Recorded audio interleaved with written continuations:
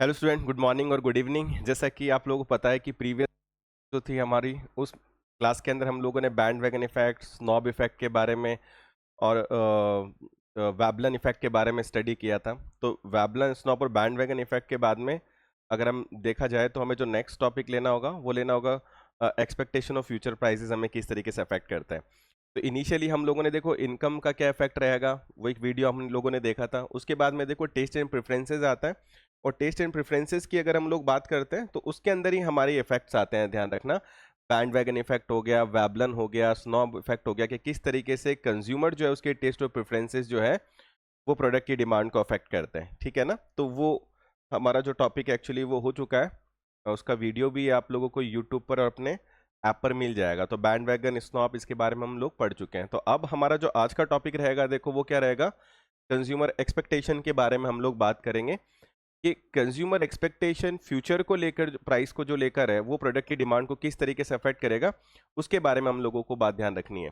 तो देखो consumer expectation की अगर हम लोग बात करें तो ये लॉ ऑफ डिमांड का ध्यान रखना, एक्सेप्शन का भी काम करेगा। देखो किस तरीके से अपन उस पर बात करें, जैसे कि फॉर एन एग्जाम्पल, आज कोई कंज्यूमर है, अगर उसको ऐसा लगता है कि मान लो कोई एक्स प्रोडक्ट है, और मान लेते हैं कि उसका 20th अक्टूबर मान लो 2024 का, मान लो उसका जो प्राइस है वो 100 रुपीज़ है। ठीक है ना, 100 रुपये। अब हुआ क्या कि इस प्रोडक्ट का जो प्राइस है फॉर एन एग्जाम्पल वो 24 अक्टूबर 2024 को देखो इंक्रीज होकर 1110 हो गया। ठीक है, 110, 100 से कितना हो गया, 110। तो टेक्निकली तो देखो प्राइस इंक्रीज हुआ है, तो लॉ ऑफ डिमांड क्या कहता है कि अगर प्रोडक्ट का प्राइस इंक्रीज होता है तो एक्स प्रोडक्ट की क्वांटिटी डिमांडेड क्या होनी चाहिए, डिक्रीज होनी चाहिए, यही कहता है लॉ ऑफ डिमांड। लेकिन अब क्या है कि उसको एक फ्यूचर को लेकर एक एक्सपेक्टेशन है, कंज्यूमर को फ्यूचर प्राइस को लेकर एक्सपेक्टेशन कि इसी का प्राइस जो है वो मान लो 30 अक्टूबर तक जो है, ध्यान रखना, वो बढ़कर 120 रुपये हो जाएगा। ये उसको एक्सपेक्टेशन है। अब कंज्यूमर को एक्सपेक्टेशन है कि भैया इसका प्राइस जो है वो और आगे बढ़ेगा और ज़्यादा महंगा होगा, तो आज वो बढ़ी हुई प्राइस पे प्रोडक्ट को क्या करेगा, परचेज करेगा। तो प्राइस और क्वांटिटी के बीच में जो रिलेशन है वो हमें क्या देखने को मिलेगा, पॉजिटिव देखने को मिलेगा। तो इसलिए ये लॉ ऑफ डिमांड का क्या हो जाता है, एक्सेप्शन का काम करता है कि कंज्यूमर को जब एक्सपेक्टेशन होती है कि फ्यूचर में किसी प्रोडक्ट की प्राइस और इंक्रीज होगी, तो एट प्रेजेंट, वर्तमान में, वो महंगी चीज़ जो कल से महंगी हुई उसको भी वो ज़्यादा परचेज करता है, तो वहाँ पर रिलेशन पॉजिटिव देखने को मिलता है। पॉजिटिव मिलेगा तो लॉ ऑफ डिमांड का क्या काम करेगा, वो एक्सेप्शन का काम करेगा हमारे लिए। ठीक है, तो ये कंज्यूमर एक्सपेक्टेशन हमें ध्यान रखना है।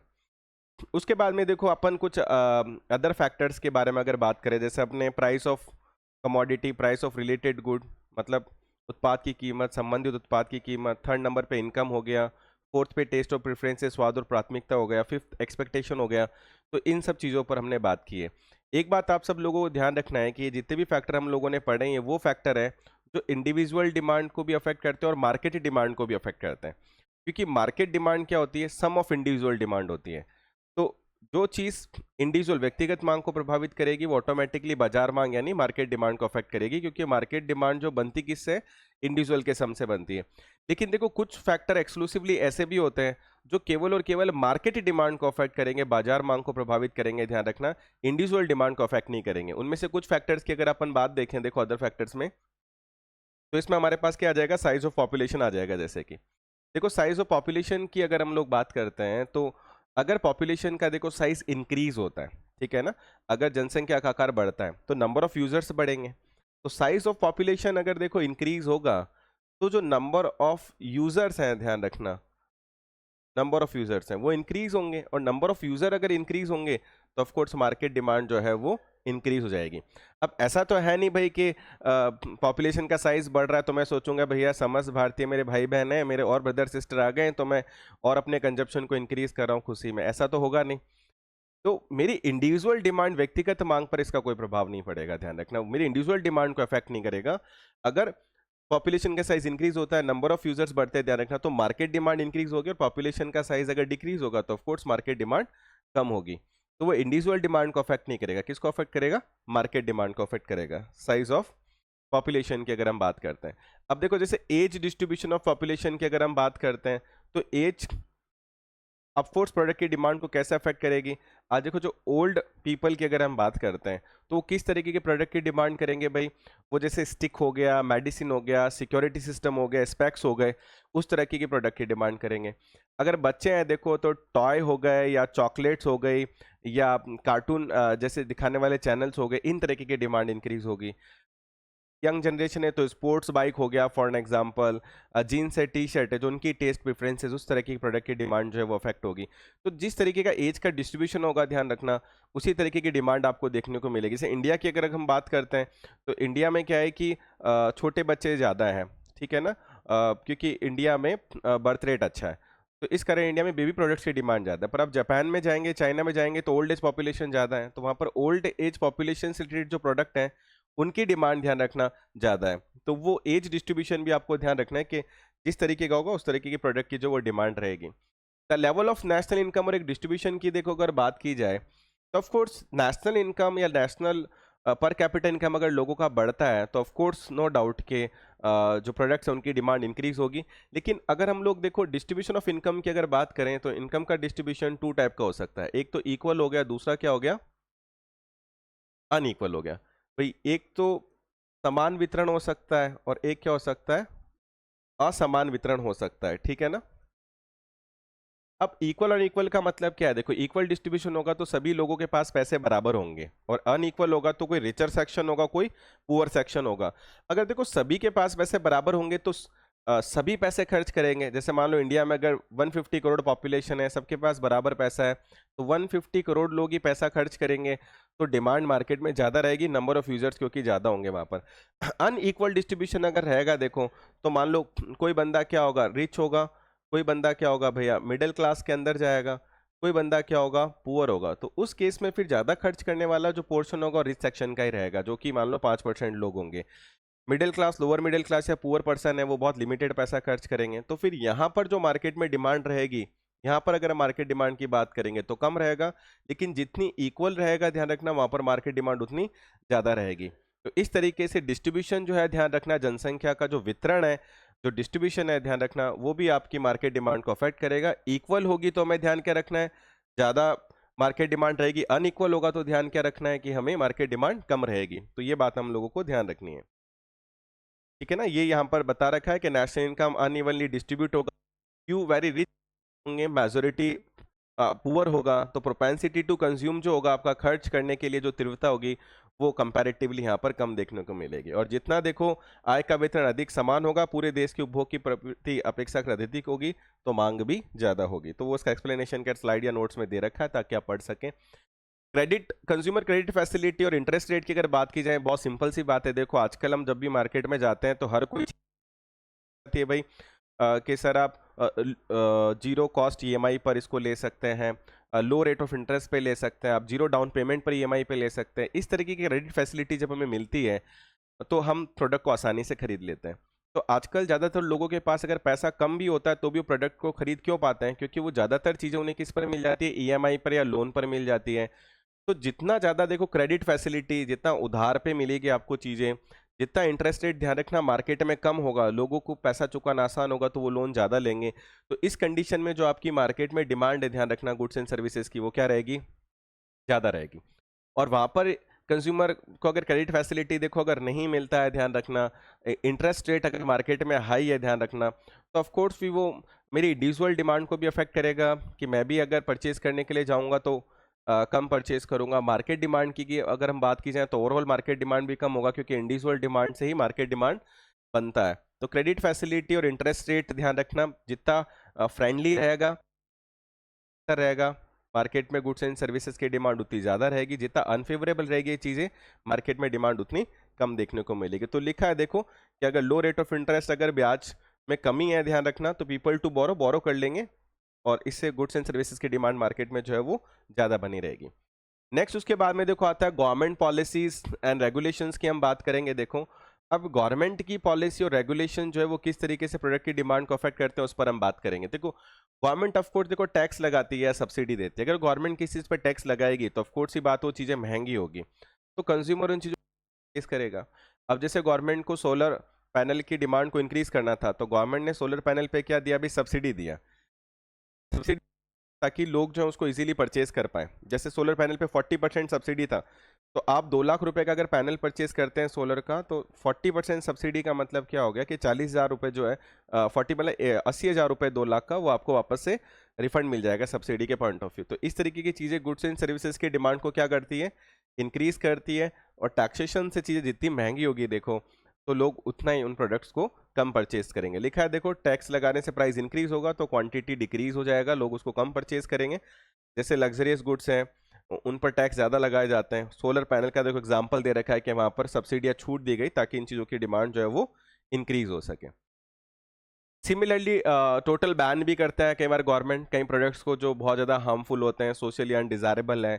सिगरेट वगैरह पर है, बीटल नट, गुटखा वगैरह, तंबाकू, इन पे बहुत ज़्यादा गवर्नमेंट ने टैक्स लगा रखा है ताकि लोगों के लिए महंगा हो, लोग उन्हें यूज़ कम करें। ठीक है, तो ये बहुत सिंपल सी बातें हैं, खैर बहुत ईजी बातें हैं। अब देखो हम, ठीक है, अब प्रयास करते हैं, थोड़ा सा ट्राई करते हैं क्वेश्चंस के बारे में कि किस तरीके के क्वेश्चंस जो है वो हमें देखने को मिल सकते हैं। लिखा है the consumer demand those good which give both positive and negative utility, negative utility and none of the above. तो ऑफ कोर्स देखो, उपभोक्ता है कंज्यूमर, किस तरीके की प्रोडक्ट यूज करेगा, उपभोग करेगा। अब बात आ रहा है both positive and negative utility. Utility का मतलब क्या होता है, वांट सेटिस्फाइंग पावर, कि जब हम किसी प्रोडक्ट को यूज करते हैं तो वो हमें कितना सेटिस्फेक्शन देगा, वो यूटिलिटी होता है। जैसे मुझे प्यास लगी तो मैं पानी पीता हूँ तो मुझको सेटिस्फेक्शन मिलता है उस पानी से, वो मेरा क्या हुआ, यूटिलिटी या उपयोगिता बोलते हैं उसको हिंदी में। तो ऑफ कोर्स मैं ऐसे प्रोडक्ट यूज करूंगा जिससे मुझे कंजप्शन से क्या मिलता हो, पॉजिटिव यूटिलिटी मिलता हो। आज मैं कोई ऐसी चीज क्यों खाऊंगा जो मुझे पसंद नहीं है, जिसको खाने से मुझे बुरा लगेगा। तो कंज्यूमर उस तरीके की गुड्स एंड सर्विसेज की डिमांड करेगा जो उसको पॉजिटिव यूटिलिटी दे, ध्यान रखना, जिसके कंजप्शन से उसको सेटिस्फेक्शन मिलता हो।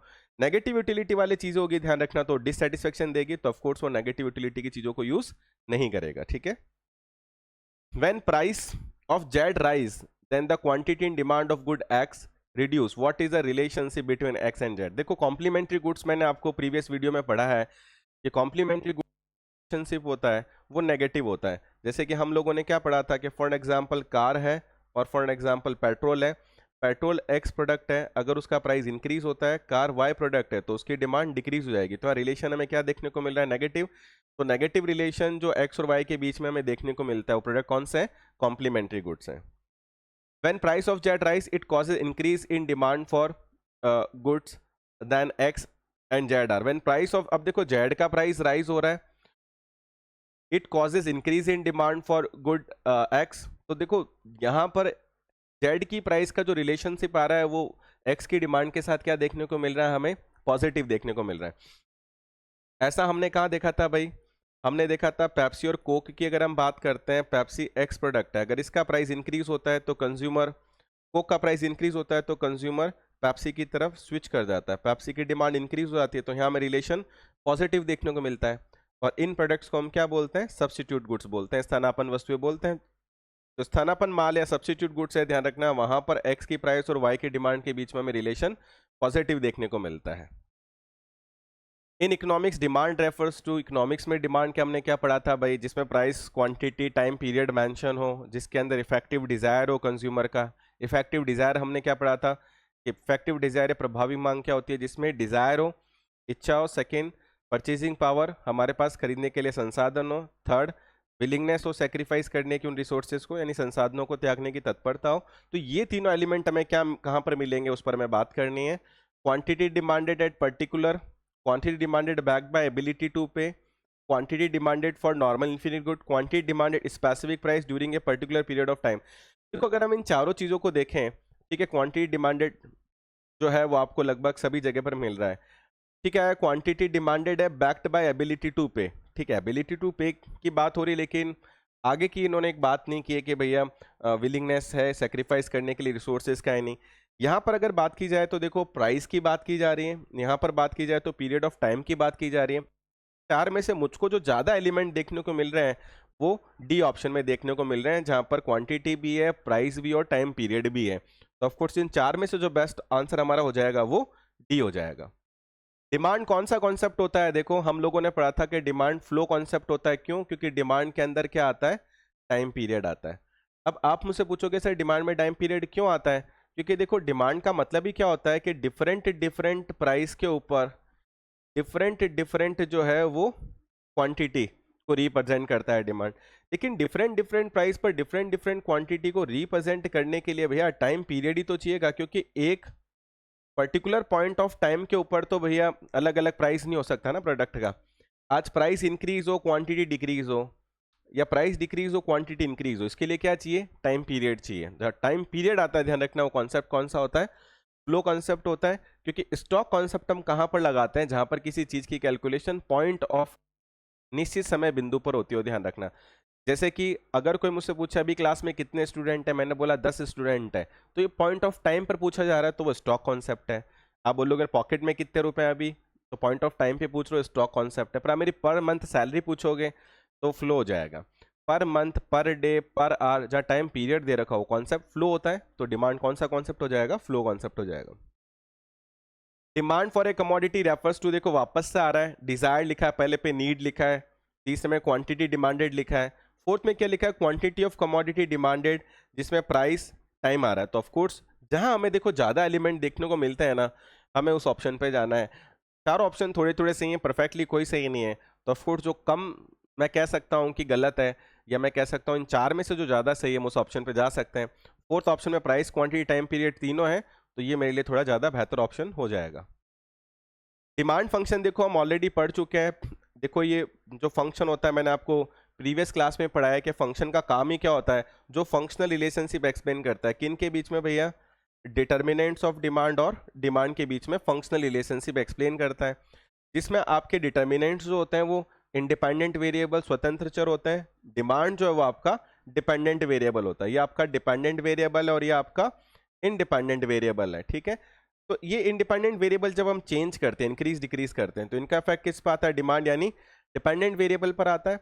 इन्हीं के रिलेशन को, जो फंक्शनल रिलेशनशिप एक्सप्लेन करता है, उसको हम फंक्शन बोलते हैं। लेकिन ये डिमांड और डिटर्मिनेंट्स ऑफ डिमांड रिलेशन बता रहा है, तो हम इसको डिमांड फंक्शन बोलते हैं, ध्यान रखना, यानी मांग फलन बोलते हैं। तो इसमें हम px, price of related good, income, और जो टेस्ट और प्रेफरेंसेस है, ध्यान रखना हमारा, या फिर जो एक्सपेक्टेशन है, अदर फैक्टर्स हैं, तो हम लोग पढ़ चुके हैं। तो वही हमारा, ध्यान रखना, डिमांड फंक्शन होता है, ठीक है। तो ये ऑलरेडी हम डिस्कस कर चुके हैं, एक्सपेक्टेशन वगैरह, जो फ्यूचर प्राइस वगैरह, ये सब हम स्टडी कर चुके हैं। तो अब हमारा जो नेक्स्ट टॉपिक रहेगा, देखो वो क्या रहेगा? द लॉ ऑफ डिमांड के बारे में हम लोग बात करेंगे कि लॉ ऑफ डिमांड या मांग का नियम क्या कहता है, क्या होता है, क्या है। देखो लॉ ऑफ डिमांड या मांग के नियम की अगर बात की जाए, तो दिया किसने, अगर क्वेश्चन आता है तो हमें क्या लगाना है कि ये जो कॉन्सेप्ट है भैया, ये एल्फ्रेड मार्शल ने दिया। भाई किसने दिया? एल्फ्रेड मार्शल ने दिया है कॉन्सेप्ट, ठीक है। लॉ ऑफ डिमांड अगर एक बात देखी जाए तो एक वर्ड यूज करता है जिसको हम क्या बोलते हैं? सेटेरिस पैरिबस। क्या बोलते हैं? सेटेरिस पैरिबस। अब सेटेरिस पैरिबस ध्यान रखना है, जिसका मीनिंग क्या होता है? सेटेरिस पैरिबस का मीनिंग होता है अदर फैक्टर रिमेनिंग कांस्टेंट।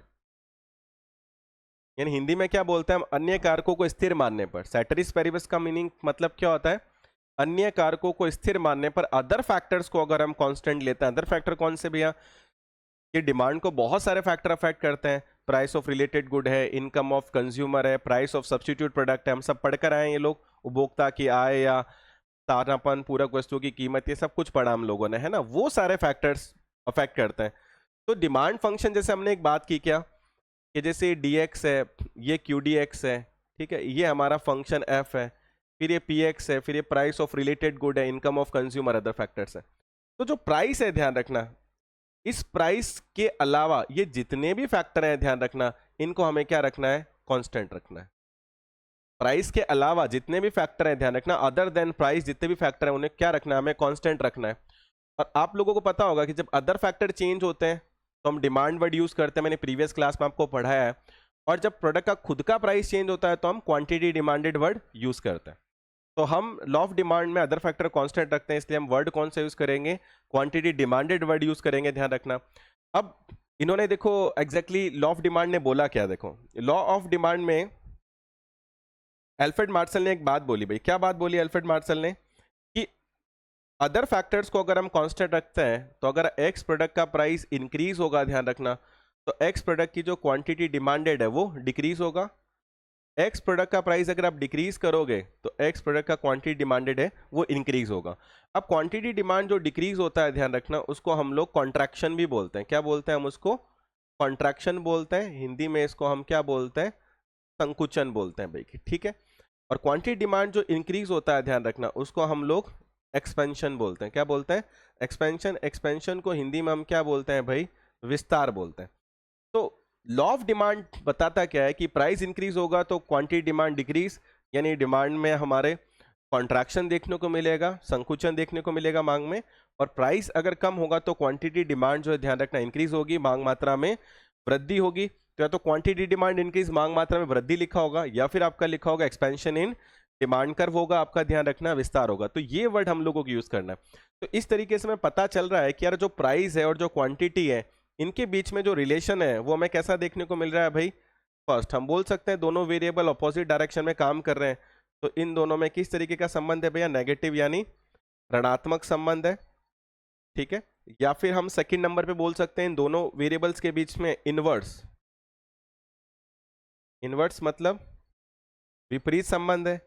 या फिर हम बोल सकते हैं कि इन दोनों वेरिएबल के बीच में भैया इनडायरेक्ट, कैसा? इनडायरेक्ट यानी अप्रत्यक्ष संबंध है। बोलो, ये तीनों बातें हम लिख सकते हैं। तो ये तीनों ऑप्शन में हमें देखने को मिल सकता है। जरूरी नहीं है नेगेटिव ही लिखा हुआ, इनवर्स ही लिखा हुआ, इनडायरेक्ट, ये तीनों में से कोई भी ऑप्शन लिखा हुआ आ सकता है। आप जा सकते हैं, तीनों का मतलब जो एक ही होता है।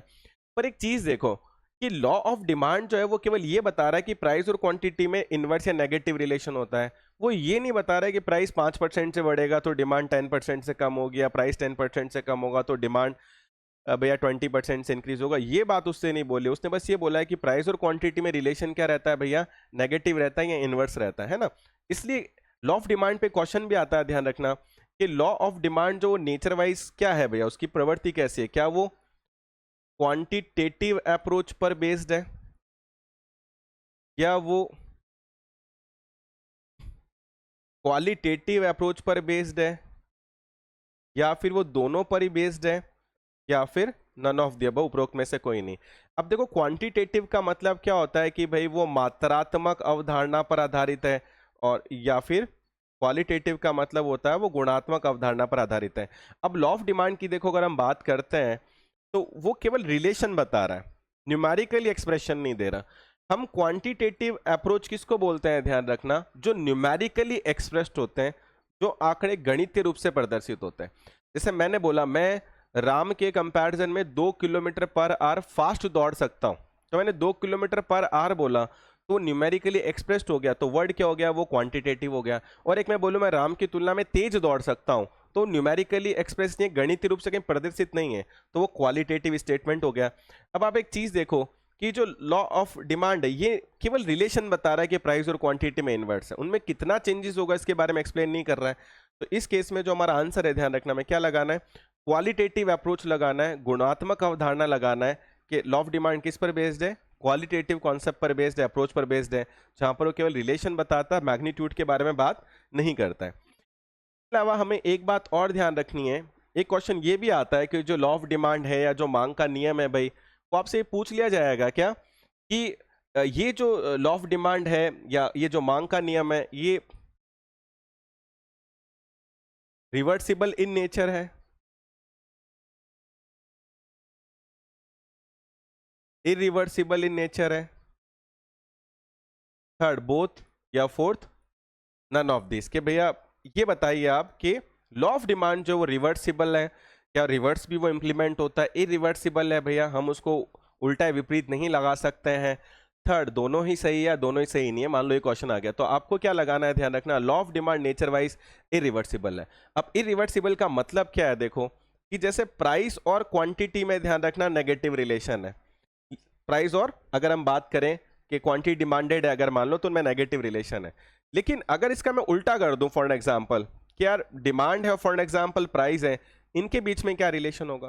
तो देखो आज अगर किसी प्रोडक्ट की डिमांड इंक्रीज होती है मार्केट के अंदर, डिमांड अगर इंक्रीज होगा तो प्राइस डिक्रीज नहीं होगा भैया, उसका प्राइस इंक्रीज ही होगा।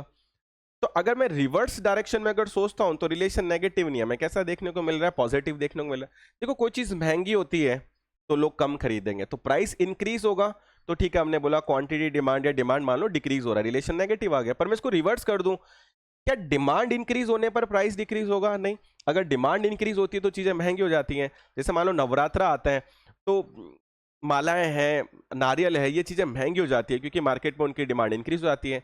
नॉर्मल एक रेट अपन बात करें, एक रेड रोज की बात करते हैं, 20 रुपए में मिल जाता है हमें, लेकिन वही आपने देखा होगा वैलेंटाइन डे में 50 या 60 रुपए का मिलता है। मुझे रिसेंटली याद है कि वैलेंटाइन डे था तो मुझे रेड रोज लेना था अपनी वाइफ के लिए। मेरी 2 डॉटर्स भी हैं तो मुझे पता है कि उन दोनों को भी देना पड़ेगा भाई, उनके लिए भी लाना है मेरे को, नहीं तो वो लड़ाई करेंगी मम्मी के लिए लाया आप हमारे लिए तो लाए नहीं हो। तो मैं एक शॉप पे रुका, मैंने बोला भाई रेड रोज कितने का दिया, तो उसने बोला 60 रुपीज़, यानी 3 रेड रोज 180 रुपीज़ के। तो आप समझ सकते हैं कि उस समय डिमांड अलग लेवल पे चलती है। फिर मैं एक जगह आया 50 रुपीज़, फिर मैं एक जगह और गया, एक आंटी की शॉप थी, वो थोड़ा डिसेंट प्राइस पर 30 रुपीज़ में उन्होंने मुझको दिया, तो मैंने 90 रुपीज़ में 3 रेड रोड परचेज किए। और वही अभी कुछ टाइम अगर पहले की अगर बात की जाए, जैसे फॉर एन एग्जाम्पल अभी करवा चौथ का जब टाइम था तब मैंने रेड रोज परचेज किया तो मुझे 20 रुपीज़ में मिल गया वो। लेकिन उस समय फिर जो बालों में गजरा लगाते हैं उसका प्राइस 100 रुपये चल रहा था। तो आप अंदाजा लगाएं कि उनको पता होता है किस समय किस प्रोडक्ट की डिमांड ज़्यादा है, उस समय उस प्रोडक्ट की प्राइस जो है वो इंक्रीज कर देते हैं। तो ऑफ कोर्स अगर हम ऑपोजिट डायरेक्शन में सोचेंगे, इसको अगर रिवर्स करके सोचेंगे तो ये इंप्लीमेंट नहीं होगा, ध्यान रखना। यानी law of demand nature wise क्या रहेगा हमारे लिए, इरिवर्सिबल रहेगा।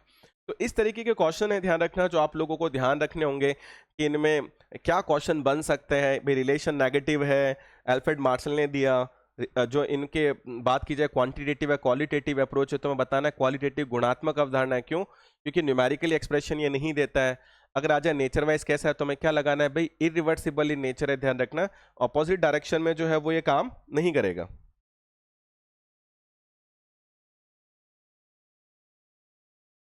ठीक है, तो ये सारी बातें कुछ है जो हमें ध्यान रखनी है। लॉ ऑफ डिमांड पर हम बात करें कि इनमें इसने जो रिलेशन हम लोगों को एक्सप्लेन किया है वो क्या एक्सप्लेन किया है भाई, नेगेटिव रिलेशन हमें एक्सप्लेन किया है। ठीक है, तो लिखा है देखो, according to the Alfred Marshall, ठीक है, the greater the amount to be the sold the smaller must be the price. तो ज़्यादा अगर आपको प्रोडक्ट बेचना है तो उसका प्राइस जो है वो आपको कम रखना पड़ेगा। रीज़न ये भी है, देखो अगर अपन एक बहुत जनरल से अगर रीज़न पर जाते हैं, हालांकि मैंने प्रीवियसली भी जैसे इस चीज़ को डिस्कस किया है, तो उसके बारे में अगर लोग जैसे हम बात करें, क्या देखो, जैसे फॉर एन एग्जांपल आज मेरे पास जो है वो मान लो 100 रुपीज़ है, ठीक है, यील्ड मेरे पास 100 है। मैंने आई से रिप्रेजेंट नहीं किया, इकोनॉमिक्स में आई इन्वेस्टमेंट को रिप्रेजेंट करने के लिए यूज़ होता है। मान लो जो एक्स प्रोडक्ट है वो कितने का है, वो 10 रुपीज़ का है, तो मैं एक्स प्रोडक्ट की कितनी यूनिट परचेज कर सकता हूँ भाई, 10 यूनिट परचेज कर सकता हूँ, है ना। अब मेरे पास इनकम वही है क्योंकि अदर फैक्टर हम कांस्टेंट रखते हैं, 100 ही है। लेकिन मान लो ये जो एक्स प्रोडक्ट है अब 10 रुपीज़ से मान लो डिक्रीज होकर इसकी प्राइस 5 हो जाता है, मान लो 50% डिस्काउंट पर आ रहा है। तो अब सोचो रुपए मेरे पास उतने ही है, लेकिन अब एक्स की क्वांटिटी भैया 20 आएगी 10 की जगह, ऐसा क्यों हुआ? सिंपल सी बात है, देखो कि जब एक्स प्रोडक्ट की प्राइस डिक्रीज हुई तो मेरे पास रखे हुए जो रुपए है ना 100 रुपए, उनकी परचेजिंग पावर इंक्रीज हो गई। परचेजिंग पावर इंक्रीज होने का मतलब रियल इनकम जो है मेरा वो इंक्रीज हुआ है, ध्यान रखना। ठीक है, रियल इनकम इंक्रीज हुआ है, परचेजिंग पावर इंक्रीज हुआ, इसलिए मैं एक्स को पहले से ज्यादा परचेज कर पा रहा हूं। तो देखो एक्स की प्राइस और वाई की क्वांटिटी के बीच में जो मैं रिलेशन देखने को मिल रहा है वो कैसा देखने को मिल रहा है, नेगेटिव देखने को मिल रहा है।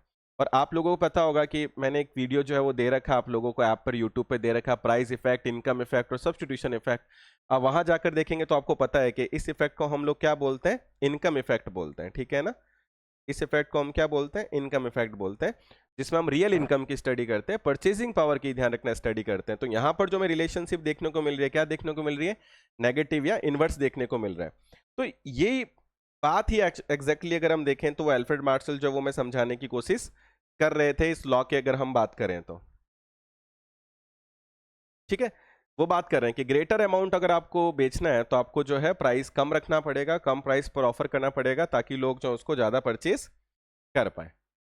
तो law of demand state that other things के अन्य कारकों को हम स्थिर रखते हैं। और एक आप लोग ये भी थोड़ा सा ध्यान रखना, जो मैंने एक बात बताई आप लोगों को, क्या अदर फैक्टर रिमेनिंग कांस्टेंट, जो सैटरिस पेरिबस है, हिंदी में वो लिख के दे देते हैं कैटेरिस पेरिबस, हिंदी में इस तरीके से लिख के दे देते हैं भाई कैटेरिस पेरिबस। जो हिंदी मीडियम से पेपर देते हैं वो ध्यान देना कि कैटेरिस पेरिबस लिख देंगे और आपसे पूछ लेंगे कि भैया इस शब्द का अर्थ बताइए क्या होता है। तो कैटेरिस पेरिबस का अर्थ हमें क्या देना है, अन्य कारकों को स्थिर रखने पर ध्यान रखना, ठीक है।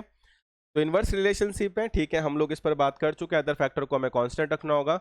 If this factor which determine demand also undergo A change, inverse price relationship में नॉट होल्ड गुड। तो इसमें एक बात लिखी हुई है कि भाई अगर अदर फैक्टर्स चेंज कर दिए अगर आप लोगों ने, तो फिर ये नियम या ये जो लॉ है वो इंप्लीमेंट नहीं होगा। जैसे मान लो कंज्यूमर है, कंज्यूमर की इनकम अगर इंक्रीज हो रही है, तो भाई चीज़ अगर महंगी भी होगी तो मेरी अफोर्डेबिलिटी लिमिट में रहेगा, मैं उसको परचेज कर लूंगा। जैसे प्राइस 10 रुपए से 20 रुपए का हुआ प्रोडक्ट का, पर मेरी इनकम भी मान लो 50,000 से लाख रुपए होगी, तो मैं 20 रुपए में उस प्रोडक्ट को आसानी से खरीद लूंगा। तो फिर लॉ ऑफ डिमांड इंप्लीमेंट नहीं हो पाएगा, तो वहां मेरी इनकम कांस्टेंट रखनी पड़ेगी। तो अदर फैक्टर, अन्य कारकों को हमें स्थिर रखना है, तभी ये नियम ध्यान रखना लागू होगा, अदरवाइज इंप्लीमेंट नहीं हो पाएगा। दिखा है देखो, इनकम अगर इंक्रीज होगा तो प्राइस इंक्रीज होने पर भी वो प्रोडक्ट आराम से बिक जाएगा।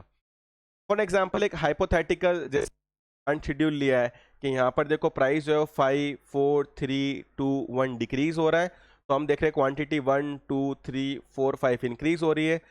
एग्जैक्टली देखो डिमांड शेड्यूल होता है क्या है, देखो शेड्यूल का मतलब होता है देखो अनुसूची। अगर आपसे पूछता है कि डिमांड शेड्यूल क्या होता है, तो आप बोलोगे when we represent the relationship between price and quantity with the help of rows and column, कि जब हम कीमत और मांग मात्रा के संबंध को पंक्तियों और स्तंभों के माध्यम से प्रदर्शित करते हैं, तो उसको मांग अनुसूची हम कहते हैं। बाई चांस आगे भी डिमांड शेड्यूल क्या होता है, फिर उसने ऑप्शन दे दिए, ग्राफिकल प्रेजेंटेशन होता है, न्यूमेरिकल प्रेजेंटेशन होता है, टैबुलर प्रेजेंटेशन होता है, नन ऑफ द अबव। तो ध्यान रखना, शेड्यूल का मतलब होता है टैबुलर प्रेजेंटेशन, और टेबल क्या होगी, जिसमें रो और कॉलम होगा, जिसमें स्तंभ और पंक्तियां होंगी, ध्यान रखना। तो आप वो डेफिनेशन पर क्वेश्चन बन सकता है, तो आप थोड़ा सा ध्यान रख सकते हैं, नेगेटिव रिलेशन को यहाँ पर एक्सप्लेन कर रही है। ठीक है, डिमांड शेड्यूल की बात की, जिस पर हमने बात की है अभी कि ठीक है शेड्यूल है, नेगेटिव रिलेशन को बता रहा है जिसमें रो और कॉलम होगा। अब हम बात करेंगे किसके बारे में, देखो डिमांड कर्व के बारे में बात करेंगे। देखो डिमांड कर्व के बारे में अगर हम लोग बात करते हैं, तो ऑफकोर्स कर्व होता है क्या, अभी कर्व वो चीज होगी जो कि हमें ग्राफिकल प्रेजेंटेशन देगी भाई रिलेशनशिप। तो प्राइस और क्वांटिटी का अगर आपको रिलेशन ग्राफ के थ्रू देखना है, अगर ध्यान रखना, तो फिर हम डिमांड जो है वो कर्व ड्रॉ करेंगे। अब आप लोगों को पता है कि हम अगर मैथमेटिकली देखें तो 4 क्वाड्रेंट होते हैं आपके, लेकिन हम जो कर्व बनाते हैं वो फर्स्ट क्वाड्रेंट में बनाते हैं। फर्स्ट क्वाड्रेंट का मतलब होगा कि एक्स एक्सिस भी आपका पॉजिटिव होगा और वाई एक्सिस भी है वो आपका क्या होगा, पॉजिटिव होगा। तो फर्स्ट क्वाड्रेंट में अपन इसको बनाएंगे। अब देखो हम एक बात अगर करें वैल्यूज या फिगर के बारे में हम लोग बात करें, तो कभी भी हम लोग जब ग्राफ बनाते हैं यूजुअली, तो हम क्या लेते हैं, एक शेड्यूल, क्योंकि हमको डेटा चाहिए भैया उसके लिए। तो मान लो मैंने मांग अनुसूची या डिमांड शेड्यूल लिया, यहाँ मैंने प्राइस और यहाँ पर मैंने क्वांटिटी ले लिया, ठीक है, और यहाँ पर ये रोज और कॉलम आ गए। ये प्राइस यहाँ पर रिप्रेजेंट कर रहा है, ये क्वांटिटी है, ध्यान रखना, जो यहाँ पर डिक्रीज हो रही है। आप लोगों को एक बात क्या ध्यान रखनी है, देखो प्राइस जो है, अगर हम प्राइस की बात करते हैं, हम बोलते हैं देखो प्राइस इंक्रीज होता है तो क्वांटिटी डिक्रीज होती है, प्राइस डिक्रीज होता है तो क्वांटिटी इंक्रीज होती है। तो हमने बोला प्राइस तो इंडिपेंडेंट वेरिएबल है, यानी स्वतंत्र चर है, ठीक है ना, ये तो इंडिपेंडेंटली चेंज होगा। और ये डिपेंडेंट वेरिएबल है, ध्यान रखना, ये निर्भर चर है जो कि प्राइस पर डिपेंड करेगा। तो इकोनॉमिक्स में हम लोग क्या करते हैं, डिमांड कर्व जब बनाते हैं, तो जो डिपेंडेंट वेरिएबल है, ध्यान रखना, जो क्वांटिटी है, उसको हम एक्स एक्सिस पर लेते हैं, ध्यान रखना, ये आपको बात ध्यान रखनी है। और मैं इसलिए बता रहा हूं क्योंकि क्या होगा कि वो क्वांटिटी एक्सिस, तो आपको ध्यान रखना क्वांटिटी एक्सिस का मतलब वो एक्स एक्सिस की बात कर रहा है।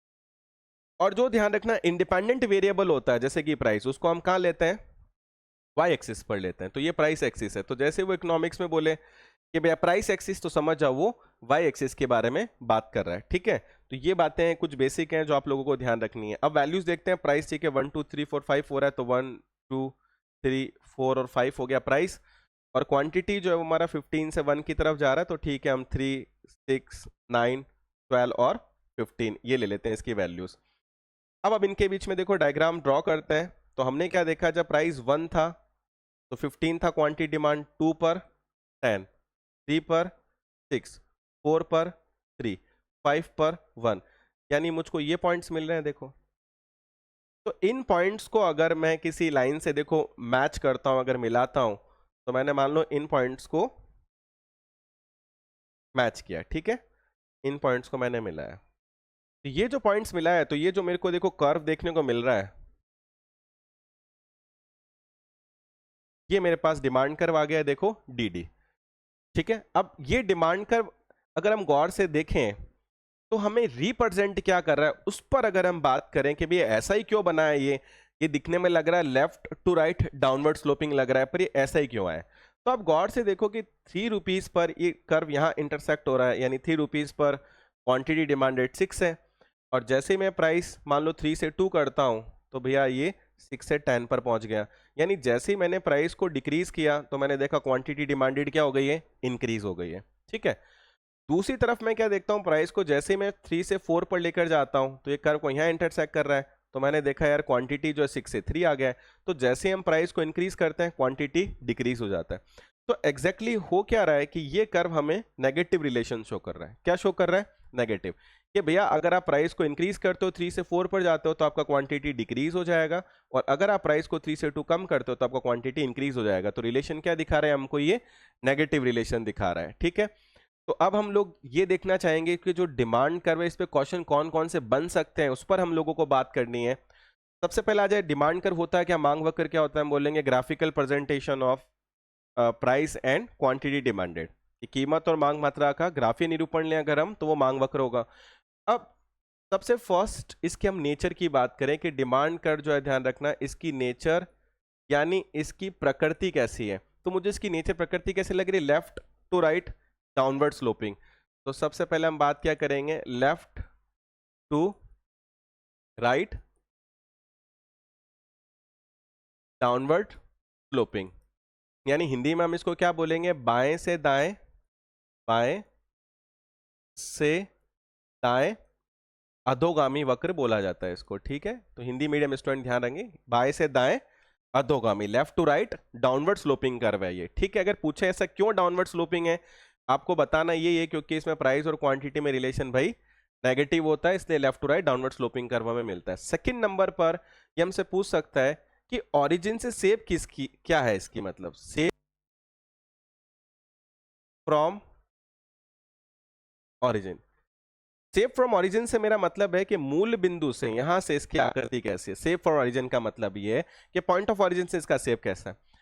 अब देखो, हम लोग, आप लोगों ने देखा होगा, हम लोग स्पेक्स लगाते हैं या गॉगल्स लगाते हैं, उनकी स्ट्रक्चर कुछ ऐसी होती है।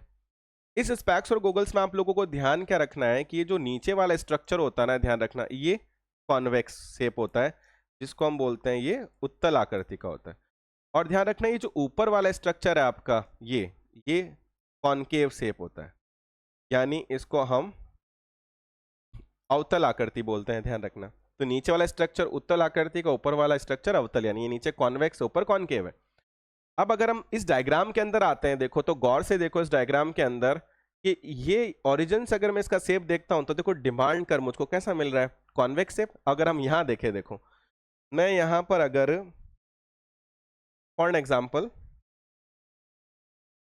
वाई एक्सिस लेता हूं और एक्स एक्सिस लेता हूं, तो आप गौर से देखो कि ओरिजिन से इसकी जो शेप आ रही है डिमांड कर की, कैसी आ रही है, कॉन्वेक्स टू दी ओरिजिन। दिख रहा है आपको डायग्राम के अंदर। तो अगर क्वेश्चन आता है कि डिमांड कर ओरिजिन से शेप कैसा रखता है, तो आपको क्या लगाना है, कॉन्वेक्स टू दी ओरिजिन लगाना है। क्या लगाना है, कॉन्वेक्स टू दी ओरिजिन। और ये सारे क्वेश्चन भैया छोटे से लेकर बड़े एग्जाम, मतलब आप ये देख लो कि 11th क्लास सीबीएसई बोर्ड से लेकर यूजीसी नेट जो एक हाईएस्ट लेवल पर अगर अपन बात करें, वहां तक ये क्वेश्चंस आए हुए हैं। प्रीवियस पेपर चेक करेंगे, बार बार पूछे जाते हैं। तो मैं क्या लगाना है, कॉन्वेक्स टू दी ओरिजिन है। अगर आप हिंदी में अगर इसको लिखेंगे तो बोलेंगे मूल बिंदु से इसकी आकृति जो है वो उत्तल आकृति है, ध्यान रखना है। ठीक है, मूल बिंदु से इसकी आकृति उत्तल आकृति है, कॉन्वेक्स टू दी ओरिजिन है।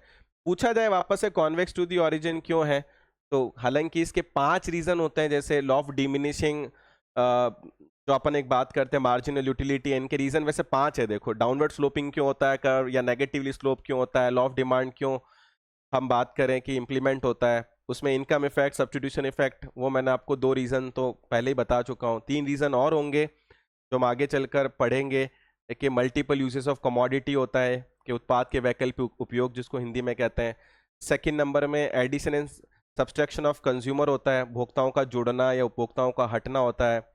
और उसके अलावा डिफरेंट यूजेस ऑफ कमोडिटी होते हैं, उत्पाद के विभिन्न उपयोग। ये भी मल्टीपल रीजन है जिस कारण से कर्व हमें नेगेटिवली स्लोप या डाउनवर्ड स्लोपिंग मिलता है। ठीक है, थर्ड जो क्वेश्चन देखो इस पे बन सकता है, अगर हम उस पर बात करें कि भाई थर्ड क्वेश्चन कौन सा बन सकता है।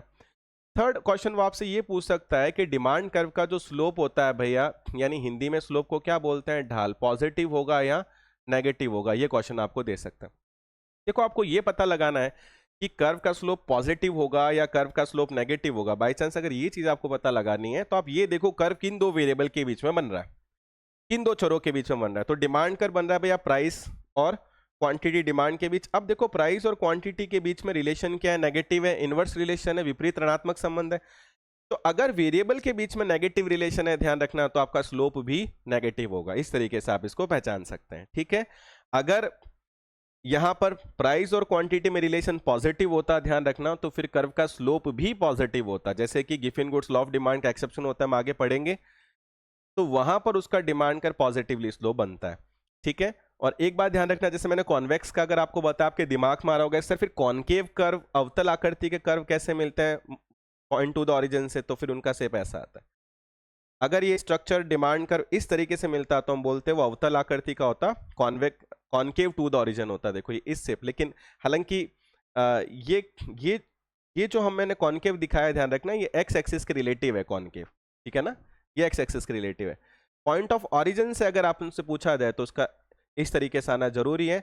और आप सब लोग ऐसा पीपीसी कर्व आप लोगों ने देखा होगा, उत्पादन संभावना वक्र जिसको हम बोलते हैं, प्रोडक्शन पॉसिबिलिटी कर्व जिसको बोलते हैं, पीपीएफ बोलते हैं, वो आपको कॉनकेव टू द ओरिजिन मिलेगा। जब हम उस कर्व को डिस्कस करेंगे तो आप वहां पर इस बात को समझ जाएंगे। ठीक है, तो ढाल आपको स्लोप अगर पूछे पॉजिटिव नेगेटिव है तो आपको क्या लगाना है, नेगेटिव। कैसे पता लगाया हमने वेरिएबल्स देखे कि दो वेरिएबल्स के बीच में रिलेशन नेगेटिव आ रहा है, ऋणात्मक आ रहा है भैया, तो स्लोप या ढाल क्या रहेगा, नेगेटिव रहेगा। लेकिन इसके साथ साथ अगर बाई चांस वो हमसे एक क्वेरी या क्वेश्चन रेस कर लेता है, क्या क्वेश्चन या क्वेरी रेस कर लेता है, मान लो उसने हम लोगों से ये पूछ लिया कि ये ए पॉइंट है, ये बी पॉइंट है, इस ए पॉइंट और बी पॉइंट के बीच में बताओ भाई इलास्टिसिटी क्या होगा, सॉरी इलास्टिसिटी नहीं, स्लोप क्या होगा। ए से बी पॉइंट के बीच में उसने हमसे पूछ लिया कि कर्व जो है उसका स्लोप या उसका जो ढाल है भाई वो क्या होगा, आप तो हमें ये बताओ। अब ए से बी के बीच में न्यूमेरिकली मुझे सॉल्व करना है कि कर्व का स्लोप क्या होगा। देखो तो उसके लिए कोई तो फॉर्मूला मेरे को चाहिएगा। तो मैं आप लोगों को एक बात बताना चाहता हूं, देखो मैथमेटिक्स में आप सब लोगों ने एक चीज पढ़ी होगी कि स्लोप या ढाल जो हम निकालते हैं उसका फॉर्मूला क्या होता है, टेन थीटा। कि हम स्लोप किससे निकालते हैं, टेन थीटा से निकालते हैं।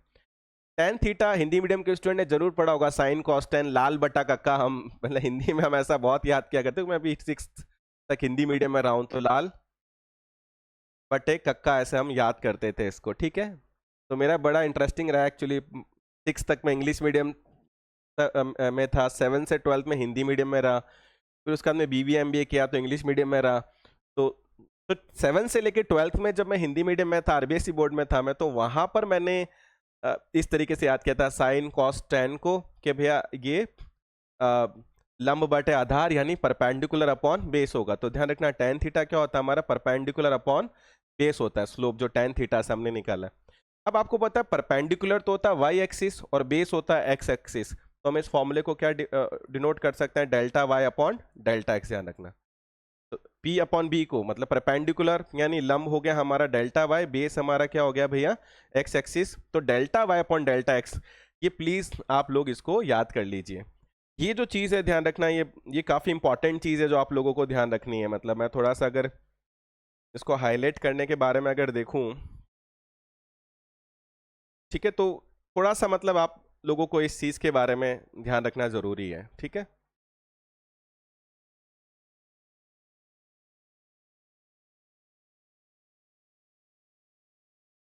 ठीक है, थोड़ा सा आप इस चीज़ को ध्यान रखना ज़रूरी है। खैर इसको हाईलाइट तो भी कर लेंगे। खैर delta y upon delta x मतलब आपको इसको ध्यान रखना ज़रूरी है।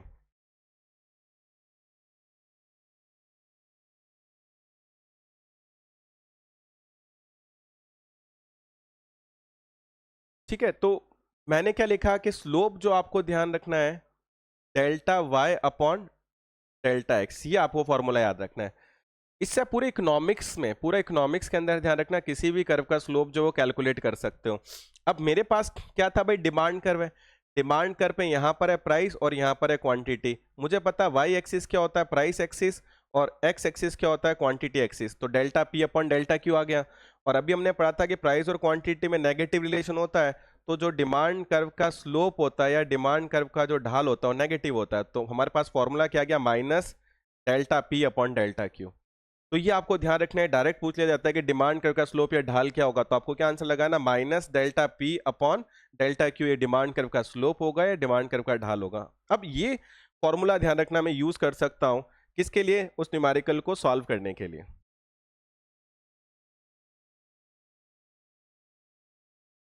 इस न्यूमेरिकल को अगर सॉल्व करें देखो, तो ये जो ए पॉइंट है, ठीक है ना, ये यहाँ पर ए पॉइंट है, उसने ए से बी के बीच में हमसे पूछा। तो ए पॉइंट पे देखो प्राइस कितना आ रहा है हमारा 3, और ए पर हमारा क्वांटिटी कितना आ रहा है देखो 6, ठीक है। तो ए पॉइंट पर देखो हमारा प्राइस तो कितना आ रहा है 3 आ रहा है, और क्वांटिटी जो है हमारा वो कितना आ रहा है 6 आ रहा है। बी पर हम आते हैं तो देखो प्राइस कितना हो गया हमारा 2, और क्वांटिटी कितना हो गया 10। तो भैया P2 जो हो गया वो हमारा हो गया 2, और Q2 जो है वो हमारा कितना हो गया 10, ठीक है। तो इस तरीके से सबसे पहले हमने इसकी वैल्यूज ले ली। अब हमें एक बात पता है कि फॉर्मूला क्या हमारा स्लोप निकालने का, delta P upon delta Q, और माइनस साइन रिलेशन बताता है। तो प्राइस में देखो चेंज कितने को हो रहा है 3 to 1 1 का, और क्वांटिटी में चेंज कितना हो रहा है 6 से 10 यानी 4 का।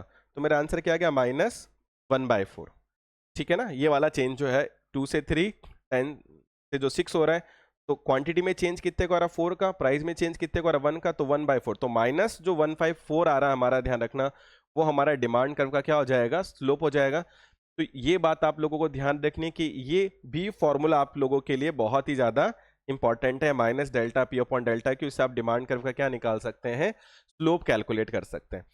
तो डिमांड कर्व पर ये बेस्ट पॉसिबल क्वेश्चन है, ध्यान रखना, जो बन सकते हैं। क्या डिमांड कर्व का नेचर क्या होता है, left to right, downward sloping, बाएं से दाएं, अधोगामी वक्र होता है। पूछा जा सकता है भैया ओरिजिन में इसकी शेप कैसी होती है, आपको क्या लगाना है, कॉन्वेक्स टू दी ओरिजिन होता है, मूल बिंदु से आकृति इसकी उत्तल होती है।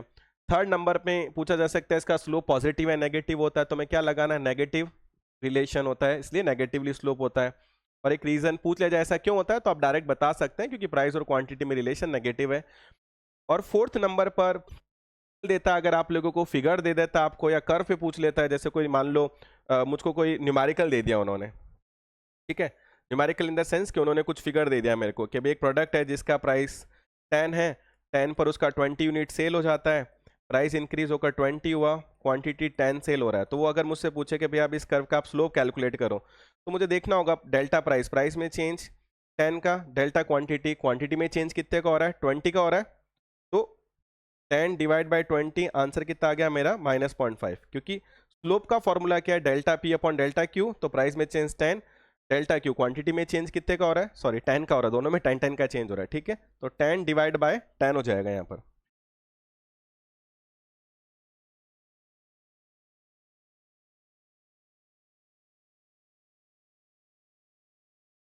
ठीक है।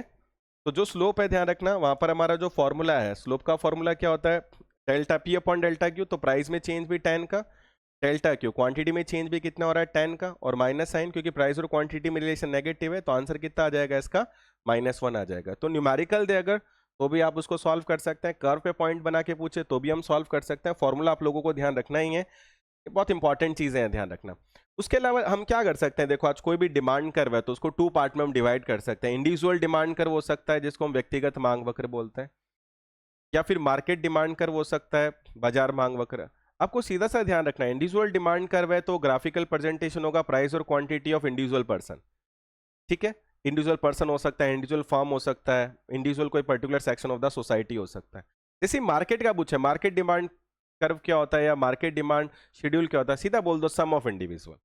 हालांकि अगर हम डिमांड कर्व की बात करें, थोड़ा और आइडियलिस्टिक अगर हम डेफिनेशन की बात करें, तो हम क्या दे सकते हैं, देखो जैसे फॉर एग्जांपल आज ये ए का डिमांड कर्व है, ठीक है, किसका डिमांड कर्व है, ए का, ये इंडिविजुअल डिमांड कर्व हो गया।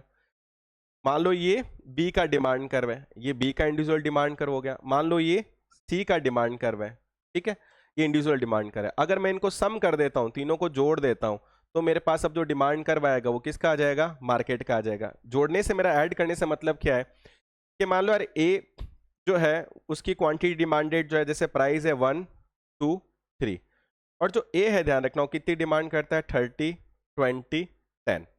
जो बी है भैया उसका क्या शेड्यूल कहता है 20, 10, 5। सी का क्या कहता है 10, 5 और 3। तो अगर मुझे मार्केट डिमांड निकालनी है तो मैं इनको सम कर लूंगा, कितना हो जाएगा 60, ये कितना हो जाएगा 35, ये कितना हो जाएगा 18। अब मैं प्राइस तो लूँ 1, 2, 3, ध्यान रखना है यहाँ पर, ठीक है, ये मैंने ले लिया 1, 2, 3, और यहाँ पर जो क्वांटिटी है ध्यान रखना वो मैं क्या ले लूँ 60 के हिसाब से, मतलब 20 का गैप ले लिया। अब जो डिमांड कर्व आएगा मेरे पास वो मार्केट डिमांड कर्व हो जाएगा।